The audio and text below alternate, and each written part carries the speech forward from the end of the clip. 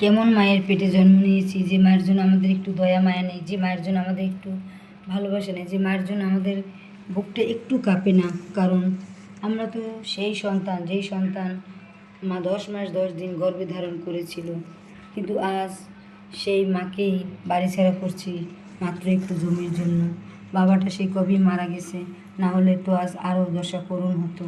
কারণ মা যে কষ্ট সহ্য করতে পারে, বাবা হয়তো সেই কষ্টটা সহ্য করতে পারে না। দেখেন জামালপুরের ঘটনা শুনলাম সেদিন, সে মাকে বাসা থেকে বের করে দেয়। আরে মা মারা গেলে তো এগুলো জমি জমা যত কিছু আছে সব তো তোদেরই হবে, তোরা সন্তান, তোরাই পাবি। তাহলে কেন তোরা মাকে জমির জন্য বাড়ি থেকে বের করে দিচ্ছিস, খাবার দিচ্ছিস না, ঘর থেকে আটকে রাখছিস, সম্পর্ক রাখিস না, ভালো কথা বলিস না? এটা তো আসলে ঠিক না। কারণ তোরা তো নিকৃষ্ট জাতির পরিচয় দিয়েছিস।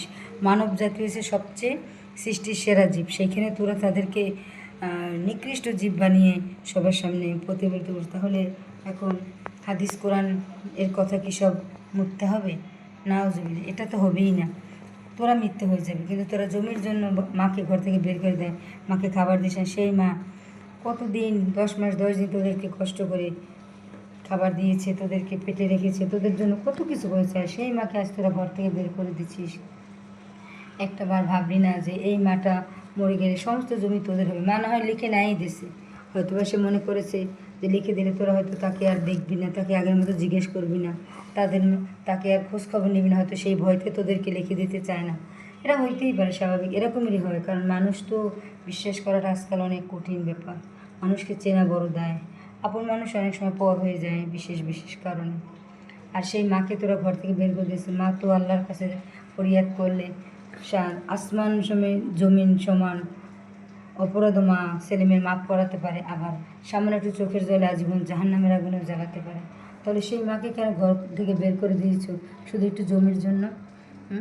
আর সেই মা যখন কোরআন শরীফ নিয়ে ঘর থেকে বের হয়ে যায় আর কেঁদে কেঁদে আল্লাহর কাছে বলে, তাহলে তুই কি ভালো থাকবি দুনিয়ার বুকে? তুই কি তোর সন্তান সংসার তোর বউ নিয়ে কি ভালো থাকতে পারবি যদি মায়ের চোখের পানি তোর পথের অভিশাপ, তোর পথের কাঁটা হয়ে থাকবে? আমি প্রতিটা বাবা মার, প্রতিটা ছেলে মেয়েকেই বলবো, বাবা মা বেঁচে থাকতে তাদের কদর করো। কারণ হজ করতে তোমার দূরে যেতে হবে না, হজ তোমার ঘরে। তুমি যদি তোমার অসুস্থ বাবা মা রেখে হজ করতে যাও, সেই হজ আল্লাহ পাক কবুল করবেন না।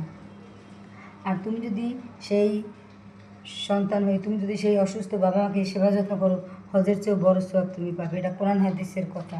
তাই আমি বলবো, তোমরা জমির জন্য ওরকমের পাগলের মতো না করে মায়ের গেলে দেখো, আজ আছে মা, কাল থাকবে না, জমি ঠিকই থেকে যাবে। মায়ের অভিশাপ নিও না তোমরা, এখনও সময় আছে, ভালো হয়ে যাও।